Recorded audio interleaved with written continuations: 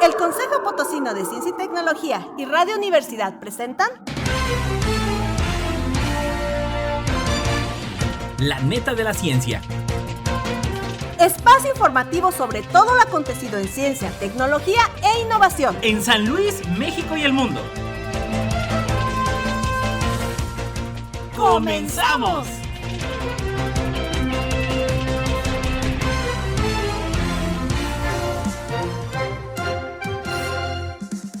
Hola, ¿qué tal? ¿Cómo le va? Muy buenos días. Bienvenidos a La Neta de la Ciencia. Ya lo sabe, siga la transmisión a través del Twitter, Instagram y YouTube en @Coposit y nos encuentra en Facebook como Consejo Potosino de Ciencia y Tecnología. Saludo a todos los que nos escuchan a través del 88.5 de FM, 1190 de AM y ya lo sabe, La Neta de la Ciencia a través de Spotify. Vámonos con los titulares.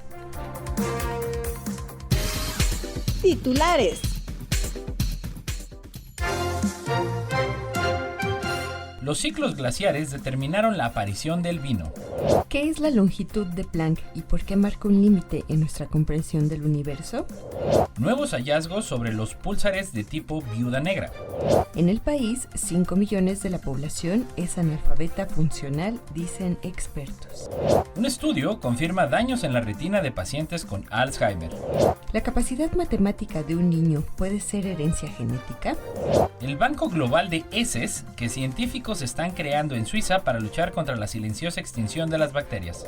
Desarrollan nanocápsulas con control remoto para amplificar localmente el efecto de la quimioterapia. ¿Qué pasa con los animales cuando les destruyen su hogar? Esperanza Martínez, destacada científica en genómica agrícola. El curioso caso de la primera musaraña descrita en México. Producción de comida podría agravar calentamiento para 2100. La ONU alcanza un acuerdo histórico para proteger la alta mar. Clima extremo en el oeste de Estados Unidos. Fin de la crisis del agua. Las abejas siguen líneas en el paisaje como los primeros aviadores. Primera observación de rayos del sol en Marte. Más del 60% de personas de países menos desarrollados no utilizan internet. Un termómetro interno dice a las semillas cuándo germinar. Presenta TEC de Monterrey su nueva plataforma de divulgación científica. Identifican 237 genes que se expresan de forma diferente según el sexo en la enfermedad de Parkinson. La estimulación de la médula espinal puede ayudar a la neuropatía diabética. Infección respiratoria en la niñez ligada a mayor riesgo de muerte prematura. Dormir bien también ayuda a que pierdas peso. Noticias locales. Los ciclos glaciares determinaron la aparición del vino por Europa Press. El mayor análisis genético jamás realizado de variedades de vid aporta nuevos conocimientos sobre cómo, cuándo y dónde se domesticaron las vides de vino y de mesa. Aunque el vino y la uva son muy importantes culturalmente, ha sido difícil confirmar cuándo y dónde se domesticaron el vino y la vid de mesa. Esto se debe en gran parte a que no se han realizado análisis de secuenciación genética suficientemente amplios sobre las variedades de vid. Como resultado, existen varias hipótesis en la literatura que siguen siendo inciertas.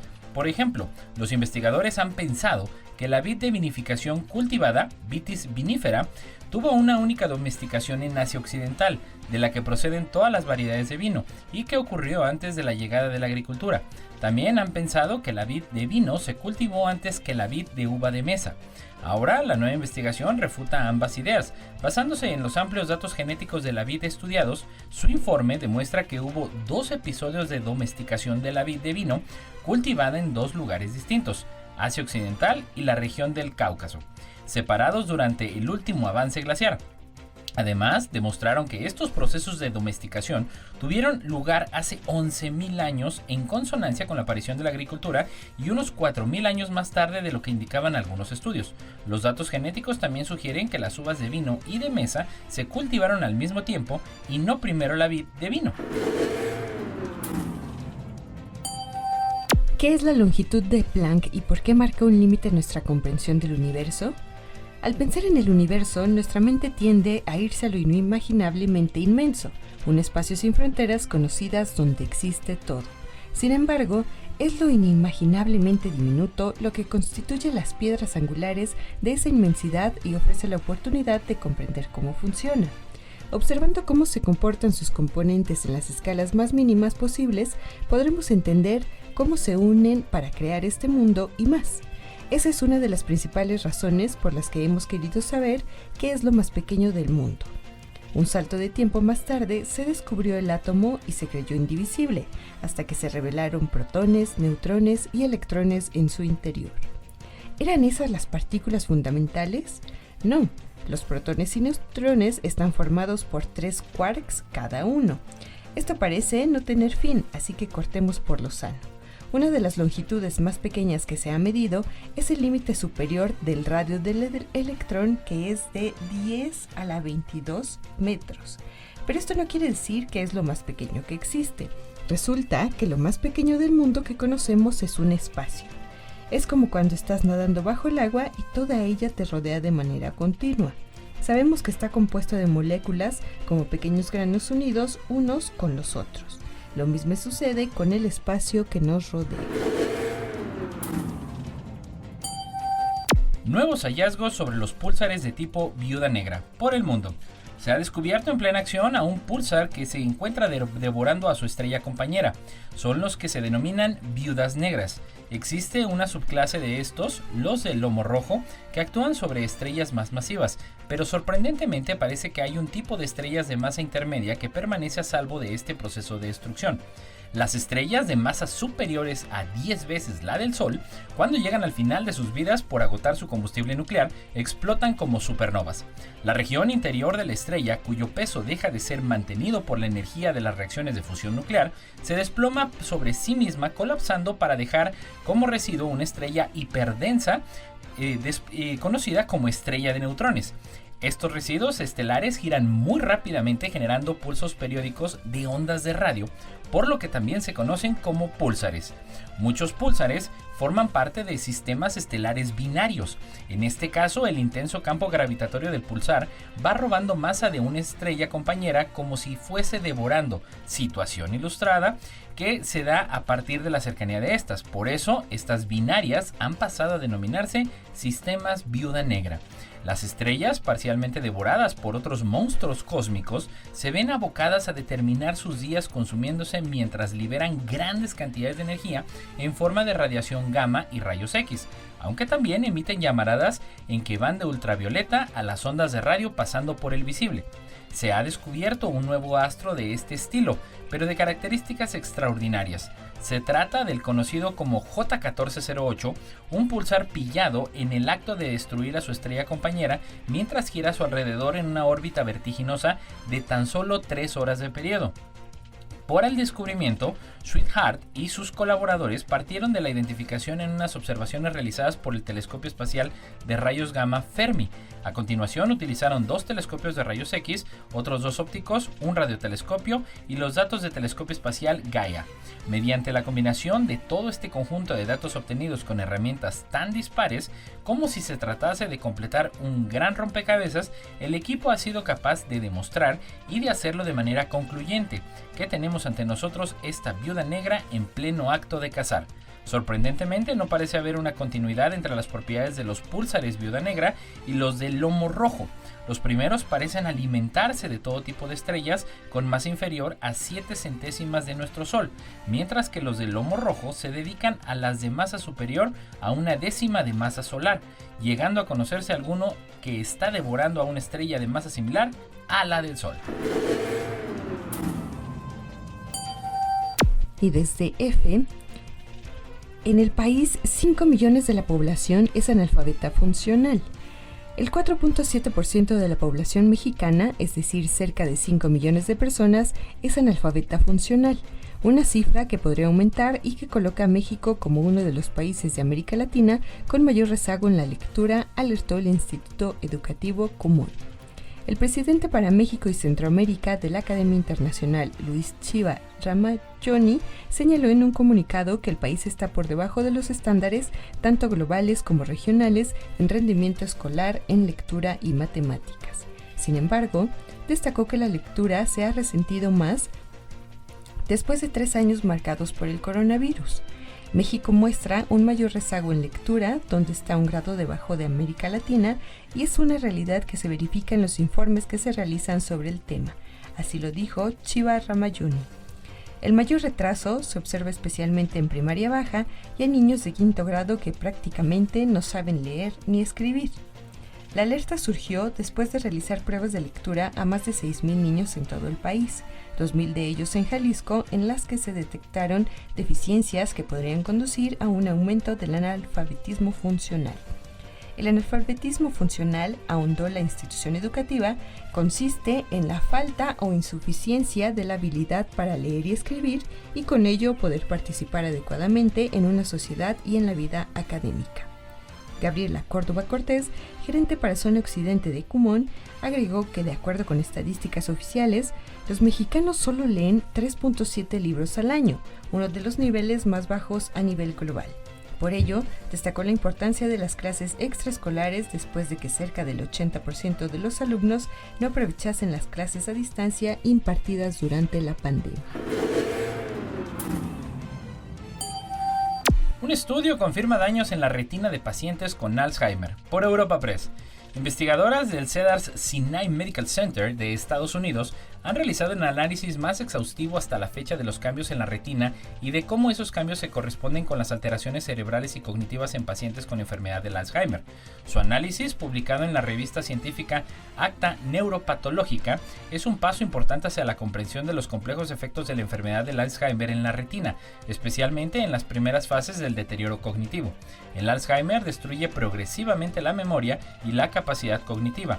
En la actualidad no existe una prueba diagnóstica única que pueda diagnosticar definitivamente la enfermedad a un paciente, y los tratamientos más recientes solo ralentizan, no detienen la progresión.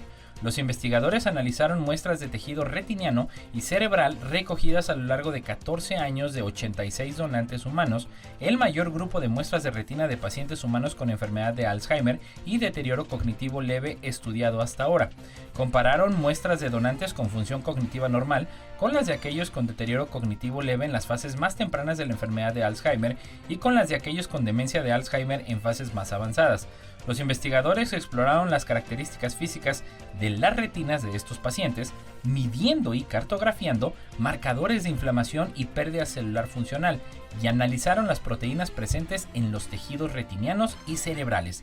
En las retinas de pacientes con deterioro cognitivo leve y enfermedad de Alzheimer, los investigadores encontraron una sobreabundancia de una proteína llamada beta-amiloide 42, que en el cerebro de los pacientes con Alzheimer se agrupa formando placas que alteran la función cerebral.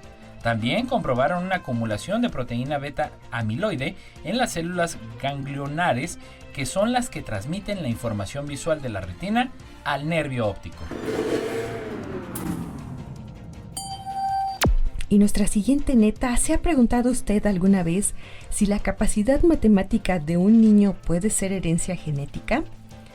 ¿La capacidad de realizar operaciones matemáticas de un niño es heredada de sus progenitores? Pues bueno, un nuevo estudio de la Facultad de Psicología de la Universidad Normal de Shaanxi en China y publicado en Genes, Brain and Behavior ha identificado diferentes variantes genéticas que pueden estar relacionadas con las capacidades matemáticas de los niños. Para el estudio, los investigadores realizaron investigaciones de asociación del genoma completo sobre 11 categorías de capacidad matemática en 1.146 alumnos de escuelas primarias chinas e identificaron 7 variantes genéticas de un solo nucleótido en el genoma que estaban estrechamente relacionadas con las capacidades matemáticas y de razonamiento. Así, se han revelado asociaciones significativas de 3 categorías de capacidad matemática con 3 genes. Las variantes en LINGO2 se han asociado con la capacidad de restar. Las variantes en el denominado OAS1 con la capacidad de concepción espacial y las variantes en HECTD1 se han vinculado con la capacidad de división. Además, LINGO2 regula el ensamblaje de sinapsis y que es un gen de riesgo para los trastornos del espectro autista. OAS1, por su parte, constituye un gen de riesgo para la enfermedad de Alzheimer. Ahora se han identificado por primera vez que estos genes y conjuntos de genes están asociados también con la capacidad matemática. El Banco Global de Heces que científicos están creando en Suiza para luchar contra la silenciosa extinción de las bacterias, por BBC News.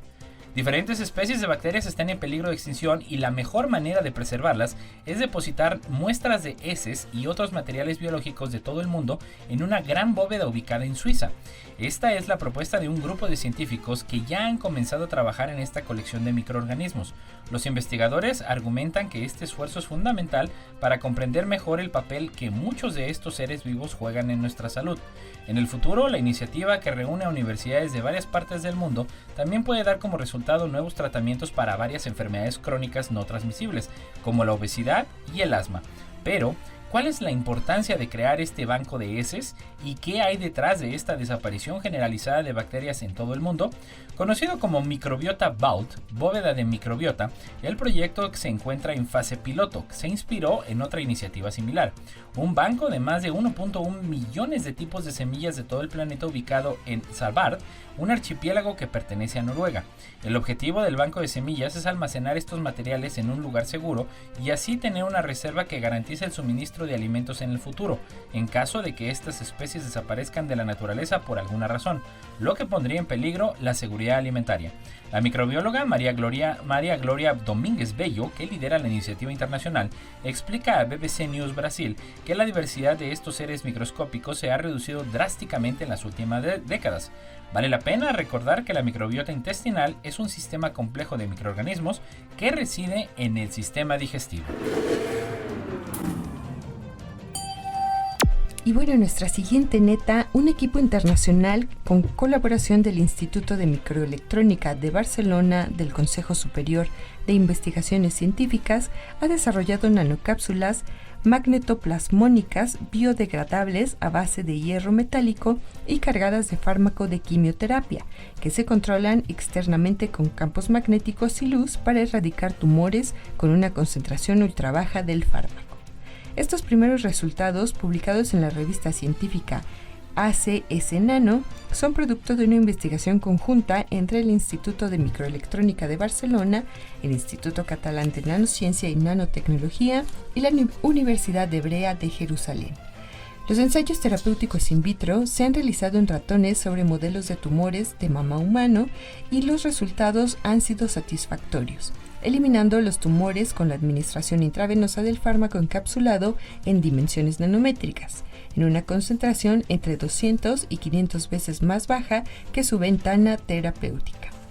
Esta combinación permite aumentar magnéticamente la concentración de nanocápsulas en el tumor y amplificar el efecto terapéutico del fármaco encapsulado mediante la hipertermia local inducida con un láser externo. Tras la actuación externa, las nanocápsulas se degradan rápidamente y se evitan así problemas de bioacumulación y toxicidad. El estudio ha permitido comprobar que al mejorar la administración y eficacia de los agentes terapéuticos mediante las nanocápsulas, se puede reducir drásticamente la concentración de fármaco inyectado, lo que podría reducir el periodo de tratamiento, además de reducir la frecuencia y la dosis de la quimioterapia. Otra ventaja derivada del magnetismo de las nanocápsulas es que permite visualizar de forma no invasiva la biodistribución de estas y la acumulación en el tumor mediante resonancia magnética. Los resultados terapéuticos de las nanocápsulas magnetoplasmónicas permiten vislumbrar aplicaciones que podrían extenderse fácilmente a otros fármacos y tumores e incluso a otras enfermedades. ¿Qué pasa con los animales cuando les destruyen su hogar? Por Crónica. La destrucción del hábitat, es decir, el hogar de los animales, provocado principalmente por las actividades antrópicas, ya sea por actividades agropecuarias, desarrollos turísticos u urbanos para abrir carreteras, vías de tren, tiene severas consecuencias sobre las especies animales, siendo más notorias en las poblaciones de mamíferos grandes y medianos debido a su vulnerabilidad. Los mamíferos grandes, como los denominados depredadores tope, que necesitan amplios territorios para poder cubrir todas sus necesidades o requerimientos, se ven obligados a desplazarse buscando su alimento, o sea, las presas de las que se alimentan para encontrar nuevos refugios. También estas presas van van a verse afectadas por la destrucción y transformación que sufre el lugar donde habitan y que tienen menos movilidad que sus depredadores. Además, hay que tomar en consideración que los grandes mamíferos tienen tasas reproductivas más bajas, con tiempos mayores para alcanzar la madurez, por lo cual reponer la pérdida de individuos en sus poblaciones es más complicado y lleva más tiempo, lo que inevitablemente provocará las extinciones locales de sus poblaciones cuando destruimos su hogar. Entonces, ¿qué está sucediendo con el jaguar, por ejemplo en Quintana Roo, con la apertura de grandes extensiones de selva por la construcción del Tren Maya? Pues ya, antes de que concluya esta magna obra, se están presentando conflictos entre este felino y las comunidades humanas, ya que por la destrucción de su hábitat, estos animales deambulan erráticamente en busca de alimento y sitios de descanso, y están comiendo sus animales domésticos como borregos, gallinas, patos, incluso sus perros, ya que sus presas naturales también están siendo afectadas por esta destrucción, y por esta razón los pobladores ya quieren eliminarlos, y sin duda lo harán, con lo que estaremos perdiendo parte de nuestra valiosa herencia biológica y cultural. Estas consecuencias que estamos viviendo y registrando han sido prácticamente inmediatas, mediante cámaras trampas que se colocaron en una zona de Acumal, Quintana Roo, cerca a donde ya talaron la gran brecha por donde pasará el Tren Maya. Pues en solo 15 días se registraron más de 15 especies diferentes de mamíferos, entre los cuales sobresalen el jaguar y el puma, además de otros carnívoros que se encuentran en peligro de extinción. Esto revela que la fauna está moviéndose buscando alimento, refugio y nuevos sitios para establecerse, afectando a los pobladores del área.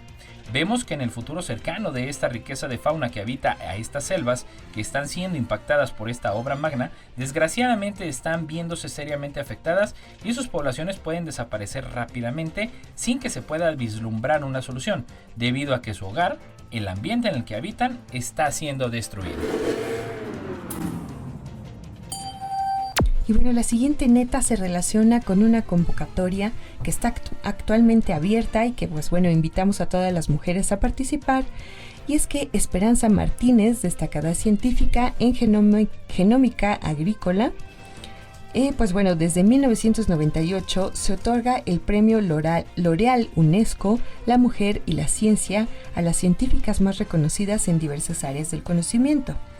Dentro de la región latinoamericana, solo 6 investigadoras mexicanas lo han recibido. Una de ellas es la doctora Esperanza Martínez Romero, pionera en el estudio de la diversidad bacteriana y su impacto en el ambiente y la productividad agrícola. Su trayectoria inició con los estudios de licenciatura en el Instituto de Investigaciones Biomédicas de la UNAM, a los que siguieron la maestría y el doctorado en el recién formado Centro de Investigación sobre Fijación de Nitrógeno, hoy conocido como Centro de Ciencias Genómicas.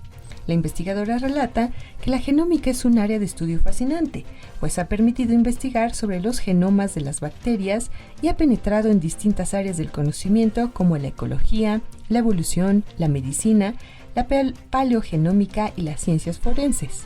Una línea de investigación de la doctora Esperanza Martínez ha sido el estudio de las bacterias fijadoras de nitrógeno, las cuales permiten a las plantas poder aprovechar de una mejor manera y tener una mayor productividad agrícola. Asimismo, durante su trayectoria, ha trabajado con agricultores respecto del uso de biofertilizantes. En este aspecto, realizó un manual e impartió distintas conferencias sobre este tema y las desventajas de usar en exceso fertilizantes químicos nitrogenados. La doctora Martínez Romero ha trabajado con bacterias que llaman benéficas para las plantas e incluso ha clasificado y nombrado a varias de ellas. Un ejemplo es la especie Rhizobium tropici, una de las bacterias fijadoras de nitrógeno. La investigadora descubrió que el microorganismo vive en simbiosis con algunas leguminosas como el frijol. En la actualidad se sabe que las bacterias inhiben hongos patógenos, es decir, tienen ventaja en la defensa de las plantas mismas. Además, si están asociadas con ciertas bacterias, pueden requerir de menos fertilizantes. Asimismo, se ha hecho acreedora al Premio de Ciencias Naturales de la Academia Mexicana de Ciencias. A la vez, su trayectoria como docente inició hace 3 décadas y durante este tiempo ha impulsado la enseñanza tanto a nivel licenciatura como posgrado. Gracias a sus aportaciones, ha sido parte de múltiples comités editoriales de revistas de gran prestigio como Nature, Journal of Bacteriology, y entre otras revistas internacionalmente reconocidas. El curioso caso de la primera musaraña descrita en México. por Crónica. Las musarañas son esos pequeños mamíferos reconocidos por ser voraces depredadores de insectos y lombrices, una reputación que ha sido bien ganada ya que pueden consumir hasta el doble de su propio peso en un solo día. En México son un grupo de mamíferos muy diverso y ampliamente distribuido. Habitan desde lugares a nivel del mar hasta regiones montañosas que superan los 4.000 metros de elevación. Hoy en día hay cerca de 40 especies de musarañas en el país y casi 5.000 registros de ellas en museos de historia natural. Las musarañas siguen siendo uno de los grupos menos estudiados y conocidos en México, aunque durante las últimas 2 décadas se ha avanzado notablemente en su conocimiento. Pero, ¿cuándo, cómo y dónde empezar a conocer las musarañas en nuestro país? Esta musaraña se caracteriza por su tamaño relativamente pequeño entre todas las especies conocidas para México, con una longitud de 10 centímetros y un peso de solo 6 gramos. Posee un cuerpo moderadamente robusto, con orejas diminutas y ocultas por el pelaje. La cola es corta y las patas son anchas y fuertes. Actualmente sabemos que Cryptotis berlanidier se distribuye desde el sur de Texas hasta el centro y occidente de México, atravesando estados como Guanajuato, Nayarit, San Luis Potosí, Jalisco y Michoacán. La ruta de ferrocarril se logró focalizar algunos años después, uniendo a los Estados Unidos de este a oeste. Su planeación y ejecución trajo, entre muchas otras cosas, el descubrimiento de especies que hasta ese entonces eran desconocidas para la ciencia, tal como esta pequeña especie de musaraña. Pero no crean que a partir de este descubrimiento se empezó a avanzar decididamente en el conocimiento de musarañas en México. De hecho, en los últimos 30 años supimos prácticamente nada acerca de ellas. Fue hasta finales del siglo XIX cuando finalmente empezamos a conocer mejor la riqueza y distribución de musarañas en México, gracias al inicio a una nueva expedición biológica monumental, aunque con objetivos muy diferentes a la del ferrocarril en Estados Unidos, pero esa es otra historia. Todo tiene un inicio. El origen del conocimiento de las musarañas está ligado a la construcción de los ferrocarriles y al interés de los naturalistas de aquella época de estudiar cualquier planta o animal que atravesara por su camino. No importa en qué parte del mundo estés, recuerda sintonizarnos en la web radioytelevisión.uaslp.mx. En nuestra siguiente neta, desde Pulso, producción de comida podría agravar el calentamiento para el 2100.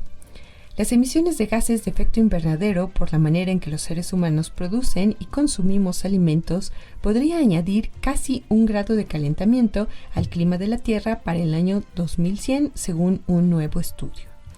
Mantener los patrones dietéticos actuales llevará al planeta a superar el límite de 1.5 grados Celsius de calentamiento que se estableció en el Acuerdo de París para evitar los peores efectos del cambio climático, según un estudio publicado el lunes en la revista Nature Climate Change, y se acercará al límite establecido en el Pacto de 2 grados Celsius. El estudio de simulación encontró que la mayoría de las emisiones de gases de efecto invernadero provienen de 3 fuentes principales. La primera, carne de animales como reses, ovejas y cabras, lácteos y arroz.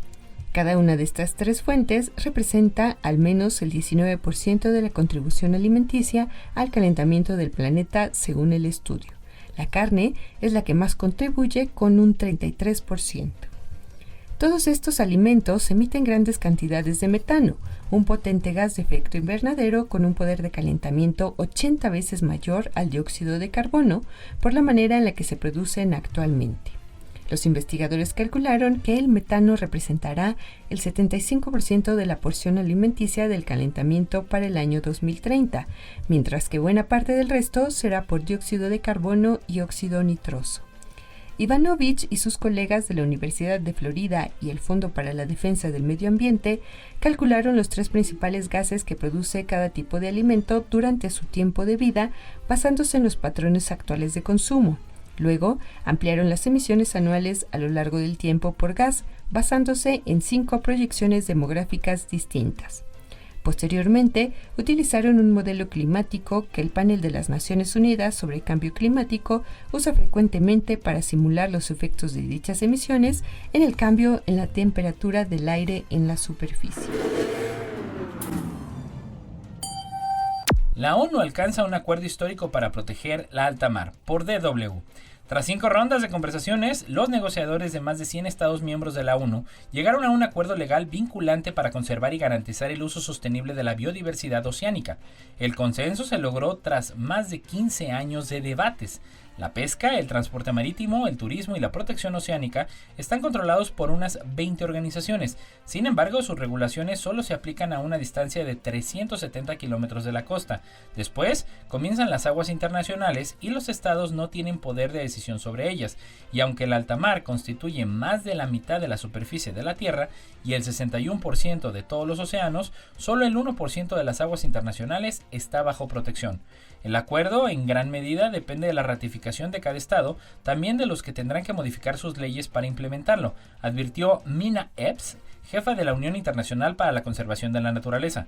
Los océanos no solo son importantes para turistas y pescadores, también son necesarios para la elaboración de productos básicos e incluso medicamentos como analgésicos y otros para tratar la leucemia. Los científicos ven en el mar un enorme potencial para el tratamiento de enfermedades. Más de la mitad de la cantidad total de oxígeno en nuestra atmósfera la originan criaturas en el océano. Al mismo tiempo, los océanos almacenan 50 veces más dióxido de carbono que el que se encuentra actualmente en nuestra atmósfera. Cuanto más se calientan los océanos, menos CO2 pueden almacenar y menos pueden proteger el planeta de eventos climáticos aún más extremos.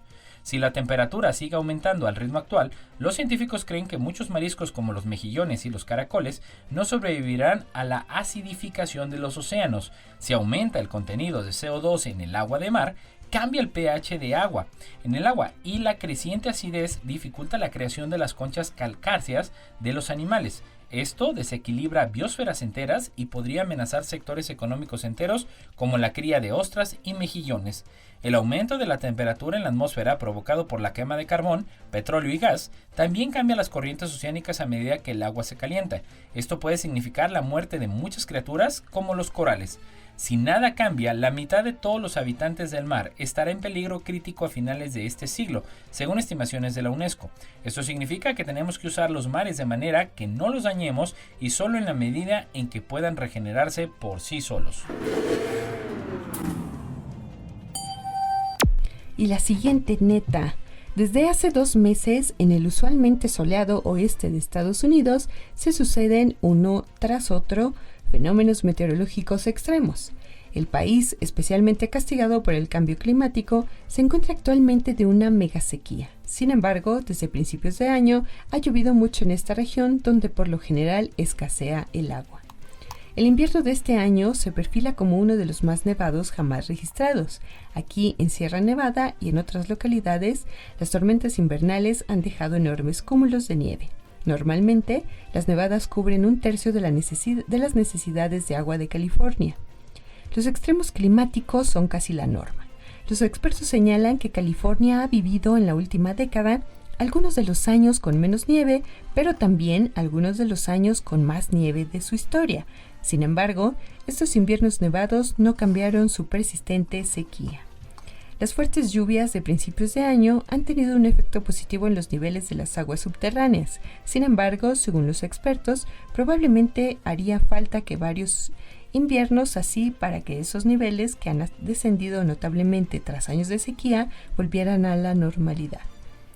Aunque el nivel de los embalses vuelve a subir, es probable que el río Colorado se beneficie menos de las recientes tormentas invernales que los ríos de otras regiones. De momento, las precipitaciones suponen un alivio para los embalses. Sin embargo, esto no afecta a la disputa entre los estados ribereños sobre las cantidades de agua asignadas. Las abejas siguen líneas en el paisaje como los primeros aviadores, por Europa Press. Científicos han demostrado que las abejas melíferas conservan una memoria de los elementos paisajísticos lineales dominantes en su zona de origen, como canales, carreteras y lindes. Cuando son transportadas a una zona desconocida, buscan elementos locales de este tipo, comparan su trazado con la memoria y vuelan a lo largo de ellos para buscar el camino de vuelta a casa. Esta estrategia de navegación es similar a la que siguieron los primeros aviadores. En los primeros tiempos del vuelo humano, antes de la invención de las primeras radiobalizas y sistemas electrónicos terrestres y de los modernos GPS, los pilotos solían navegar siguiendo carreteras y vías férreas, es decir, siguiendo elementos lineales del paisaje a ras del suelo que guían hacia un destino de interés. Un siglo de investigación ha demostrado que las abejas melíferas son navegantes por excelencia. Pueden orientarse por su olfato, el sol, el patrón de luz polarizada del cielo, los puntos de referencia verticales que sobresalen del panorama y, posiblemente, el campo magnético de la Tierra. También aprenden de forma inteligente, son capaces de reconocer asociaciones entre recuerdos dispares para generalizar reglas. Ahora, los científicos han demostrado que las abejas melíferas también tienden a buscar el camino de vuelta a casa orientándose en relación con los elementos lineales dominantes del paisaje, igual que los primeros pilotos. Los resultados se muestran en Frontiers in Behavioral Neuroscience. Y nuestra siguiente neta en el marco internacional desde Europa Press, el rover Curiosity de la NASA en Marte captó el 2 de febrero de 2023 como unos rayos de luz solar iluminaban un banco de nubes mientras el astro rey se ponía por el horizonte. Estos rayos solares también se conocen como rayos crepusculares. Era la primera vez que los rayos solares se veían con tanta claridad en Marte. Curiosity capturó la escena durante el más reciente estudio de nubes crepusculares del rover, que se basa en sus observaciones de 2021 de nubes noctilucentes o de brillo nocturno, mientras que la mayoría de las nubes marcianas se sitúan a no más de 60 kilómetros sobre el suelo y están compuestas de hielo de agua. Las nubes de las últimas imágenes parecen estar a mayor altitud, donde hace especialmente frío. Eso sugiere que estas nubes están hechas de hielo, de dióxido de carbono o hielo seco. Al igual que en la Tierra, las nubes proporcionan a los científicos información compleja pero crucial para comprender el clima. Observando cuándo y dónde se forman las nubes, los científicos pueden aprender más sobre la composición y las temperaturas de la atmósfera marciana, así como sobre los vientos que soplan en su interior. El sondeo de nubes de 2021 incluía más imágenes tomadas por las cámaras de navegación en blanco y negro del Curiosity, que proporcionaban una visión detallada de la estructura de una nube a medida que se movía.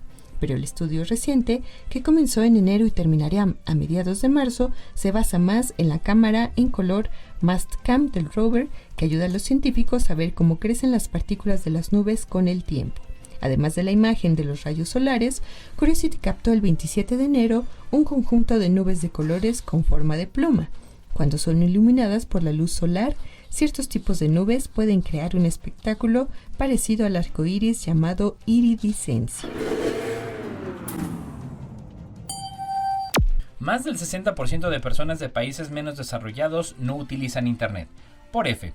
Solo el 36.1% de los habitantes de los países menos desarrollados utilizan regularmente Internet, prácticamente la mitad que los internautas asiduos en el resto del mundo y que son un 66.3% según un informe publicado en días pasados por la Unión Internacional de Telecomunicaciones, la UIT. De acuerdo a los datos, 720 millones de personas aún no tienen acceso a la red en los 46 países más pobres, situados mayoritariamente en la África subsahariana, donde este porcentaje es incluso menor y se queda en el 28%. No obstante, el número de usuarios en estos países ha aumentado unos 30 puntos porcentuales en la última década, aunque aún se sitúa muy lejos de la media mundial.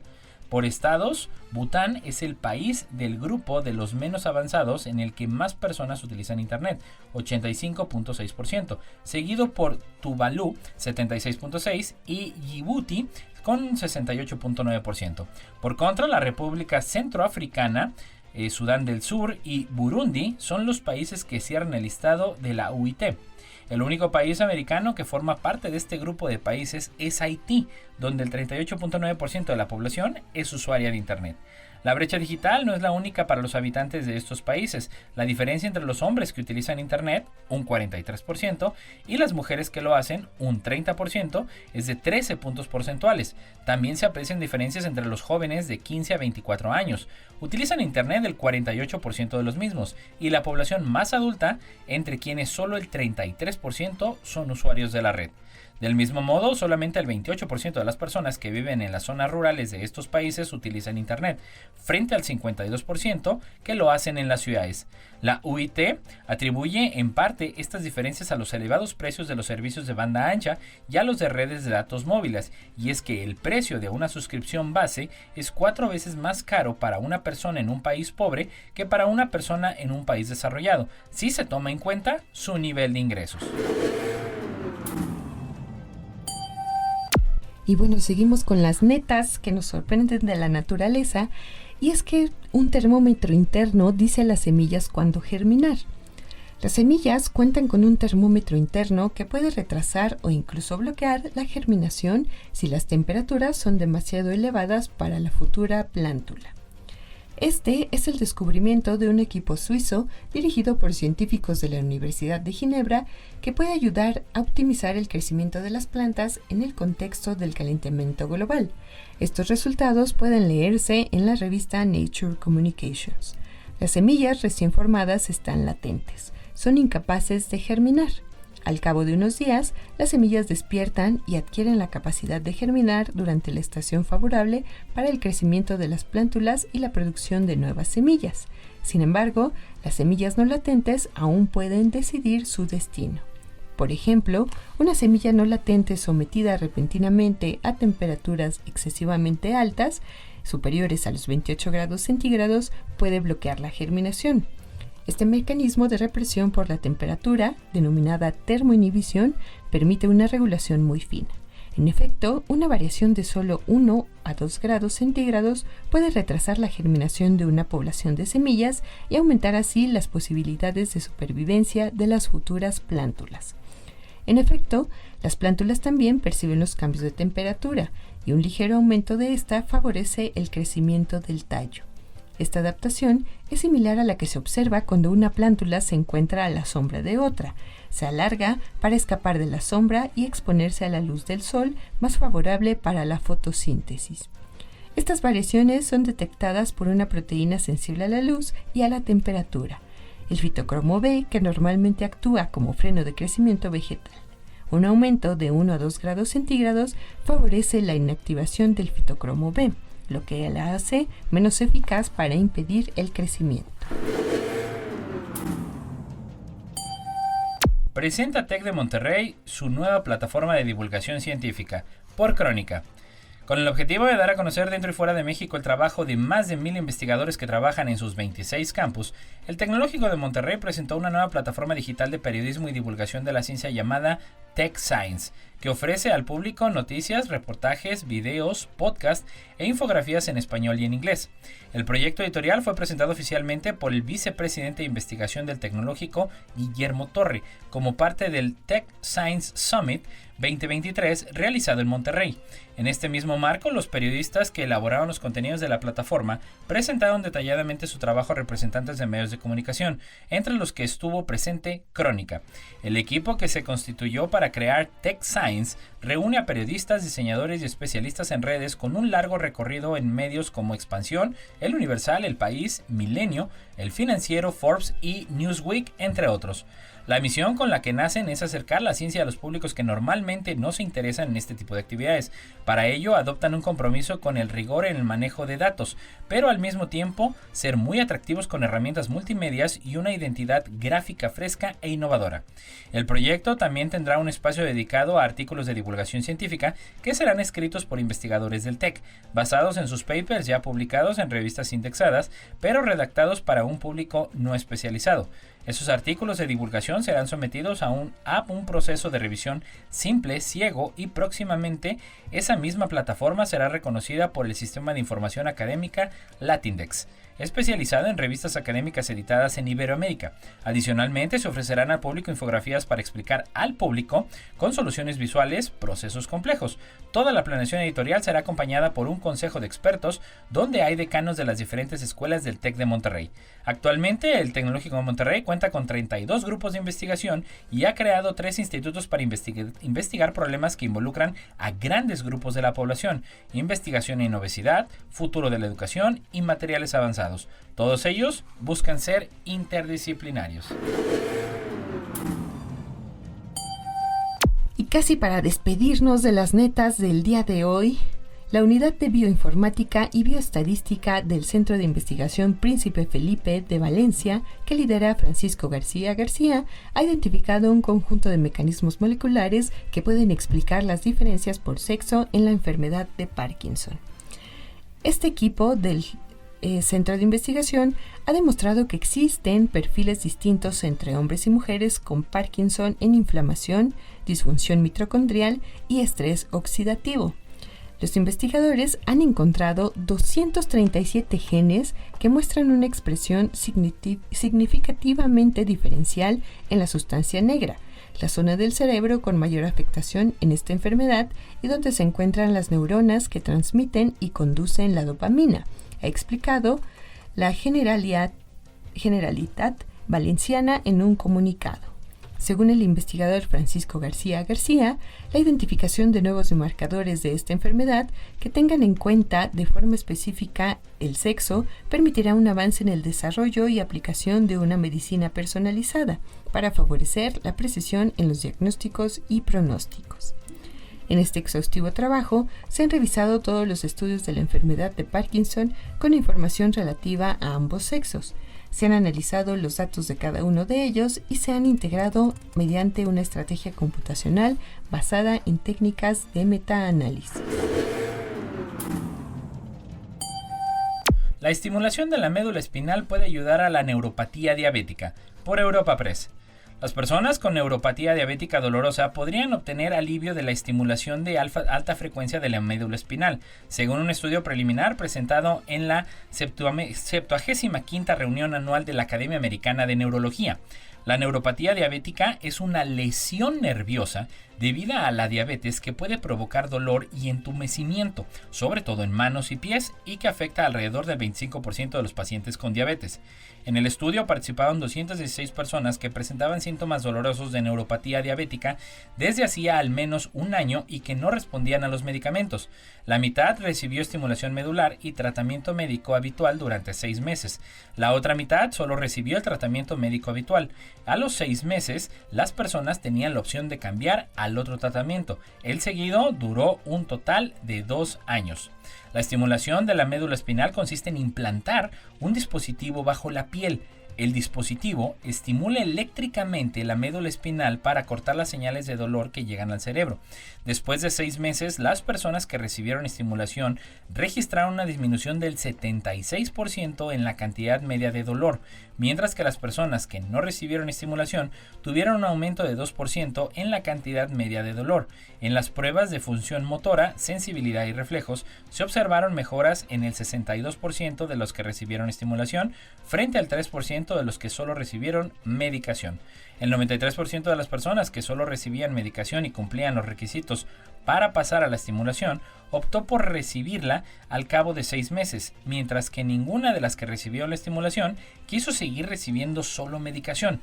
Al cabo de 2 años, los pacientes declararon una mejora del 80% en la intensidad media del dolor y el 66% siguió experimentando mejoras en la función motora, la sensibilidad y los reflejos.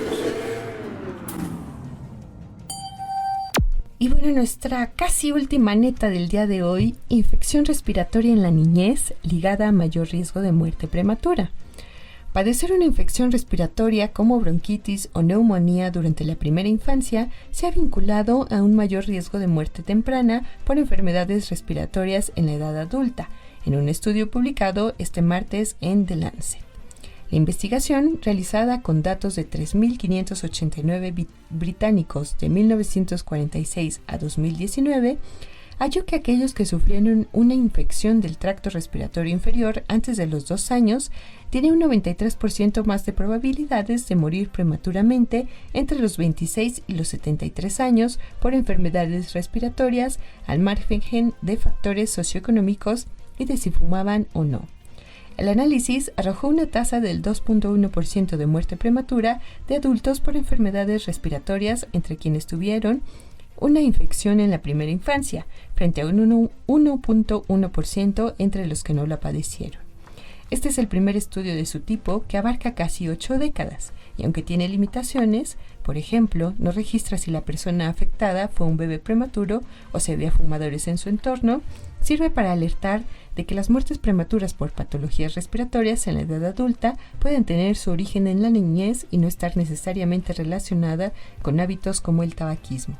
Hasta ahora, se habla que las infecciones respiratorias infantiles están relacionadas con el desarrollo de deficiencias de la función pulmonar en adultos, asma y enfermedad pulmonar obstructiva crónica, pero se desconocía si estaban ligadas a una muerte temprana. El estudio calcula que las infecciones respiratorias en la primera infancia estuvieron vinculadas con un exceso de 179.188 muertes en Inglaterra y Gales durante los 47 años entre 1972 y 2019, lo que equivale a un 20.4% de todas las muertes prematuras por enfermedades respiratorias en ese periodo. Un 57.7% de esos decesos se atribuye al tabaquismo. Las infecciones de las vías respiratorias inferiores antes de los 2 años solo se asociaron con un mayor riesgo de muerte prematura por enfermedades respiratorias y no por otras enfermedades como cardíacas o cánceres. Finalmente, las enfermedades respiratorias crónicas, indicó este estudio, representan un importante problema de salud pública, con unos 3.9 millones de muertes en 2017, la mayoría por el EPOC, y un 7% del total de fallecimientos en todo el mundo. Dormir bien también ayuda a que pierdas peso, por Europa Press. Las personas que declararon dormir de forma regular e ininterrumpida cumplieron mejor sus planes de ejercicio y dieta mientras intentaban perder peso, según una investigación preliminar presentada en las sesiones científicas 2023 de Epidemiología, Prevención, Estilo de Vida y Salud Cardiometabólica de la Asociación Americana del Corazón.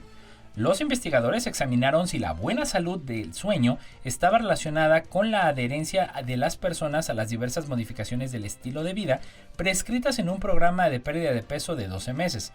En el programa de pérdida de peso participaron 125 adultos, entre los cuales de edad media de 50 años, 91% mujeres, 81% de ellos blancos, que cumplían los criterios de sobrepeso u obesidad, es decir, un índice de masa corporal de entre el 27 a 44, sin ninguna afección médica que requiriera supervisión médica de su dieta o actividad física. Los hábitos de sueño se midieron al inicio del programa, a los 6 meses y a los 12 meses, mediante cuestionarios de los pacientes, un diario de sueño y lecturas de 7 días de un dispositivo de muñeca que registraba el sueño, la actividad de vigilia y el descanso. Estas medidas se utilizaron para puntuar a cada participante como bueno o malo en 6 medidas del sueño: regular, satisfacción, estado de alerta, sincronización, eficiencia, es decir, el porcentaje de tiempo que se pasa en la cama realmente dormido, y duración. Se calculó una puntuación compuesta de la salud del sueño de 0 a 6 para cada participante, con un punto por cada media buena de la salud del sueño, y las puntuaciones más altas indicaban mejores niveles de salud del sueño. La adherencia al programa de pérdida de peso se midió por el porcentaje de sesiones de intervención en el grupo a las que asistió, el porcentaje de días en los que cada participante comió entre el 85 y el 115% de las calorías diarias recomendadas, y el cambio en la duración diaria de la actividad física moderada o vigorosa.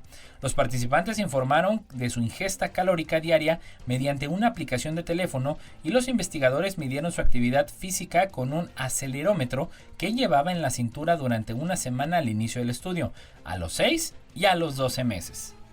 Y bueno, eso es todo por hoy en esta semana de la neta de la ciencia. Pues feliz vacaciones a los que vayan a tener por ahí todo el periodo vacacional de las próximas 2 semanas, una semana, o aunque sea los días santos. Disfrútenlos, reflexionenlos y pásenlo en familia. Gracias a Lalo Carrillo en los controles, gracias Amanda. Nos escuchamos la próxima semana. Esto fue